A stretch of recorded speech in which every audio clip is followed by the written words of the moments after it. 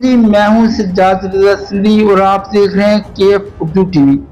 मेरे साथ doctor Asad Ali Rana ENT के स्पेशलिस्ट हैं, डीएचक्यू से इनका तल्लुक है, इनसे बात करते हैं। अस्सलाम वालेकुम सर। वालेकुम। जी सर, कैसे हैं आप? ठीक ठाक हैं? अल्लाह का शुक्र है, करम है जी। आप अच्छा सर, ये बताइएगा टॉन्सिल्स क्या हैं, ये कैसे बनते हैं और इनकी फासी तदाबीर क्या है?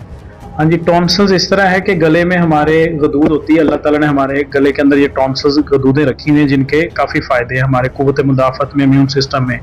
कुछ मरीज़ हमारे पास आते हैं, छोटी उम्र में बच्चे भी आते हैं, मेजॉरिटी बच्चों की है जिनमें ये गले के अंदर एलर्जी या इन्फेक्शन की वजह से बनते हैं। अगर बार बार रिपीटेड इन्फेक्शंस हों और छोटे बच्चों का बार बार, अगर जैसे स्कूल गोइंग बच्चे हैं उनका स्कूल का हर्ज हो रहा हो, ग्रोथ पे बुरा असर पड़े, या बड़ों में अगर टॉन्सिल्स बड़े होने से स्लीप एपनिया, सांस की रुकावट हो, तो फिर हम इसके ऑपरेशन की तरफ जाते हैं। और इसकी वजह ये होती है बार बार छोटे बच्चों का खाने पीने का जो लाइफस्टाइल है, बाजार वाली चीज़ें, ठंडी खट्टी चिकनाई वाली चीज़ें, उससे गले का बार बार इन्फेक्शन होने से, रिकरेंट इन्फेक्शन होने से, एलर्जी की वजह से ये टॉन्सिल्स बनते हैं।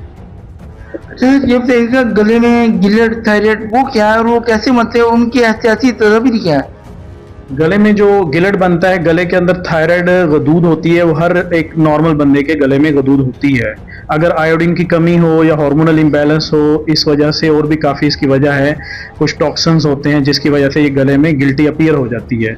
मेजॉरिटी औरतों में होती है, मोस्टली ये औरतों में गिलट बनता है। उसमें हम फिर देखते हैं कि अगर तो कुछ गेस्टेशनल गोइटर होते हैं कि हमल में गोइटर बनता है, उसके बाद फिर रिड्यूस हो जाता है।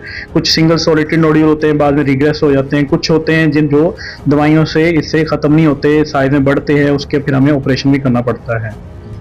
अच्छा सर, काइंडली ये बताइएगा डस्ट एलर्जी क्या है और इसकी वैक्सीन क्या मार्केट में आ चुकी है? अच्छा, डस्ट एलर्जी का ये है कि हमारा हर दूसरा मरीज ही इस कंप्लेंट के साथ आता है। इसमें ये होता है कि नाक में एलर्जी होना, नाक में खारिश महसूस होना, गले में केरा, गले में खराश, ये अलामतें आती हैं। ये एलर्जी फिर आंखों में जलन, आंखों से पानी आना, या कान की तरफ, कानों में खारिश, ये चीज़ें अलामतें आती हैं।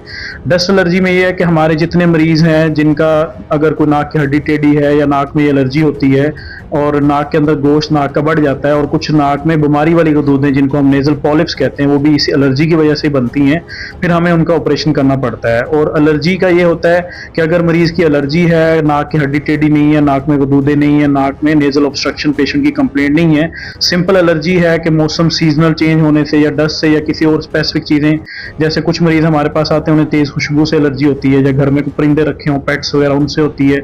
तो इसमें सिर्फ हम परहेज़ का बताते हैं मरीज़ को कि वो जो फैक्टर्स जिनसे एलर्जी होती है उसे अवॉइड करें, परहेज़ करें। और बाकी इसकी वैक्सीन की बात है, उसमें हमारा पाकिस्तान का एक ही अदारा है, एलर्जिक सेंटर, उधर चक शहजाद इस्लामाबाद है, वहाँ हम पेशेंट भेजते हैं। पेशेंट के फिर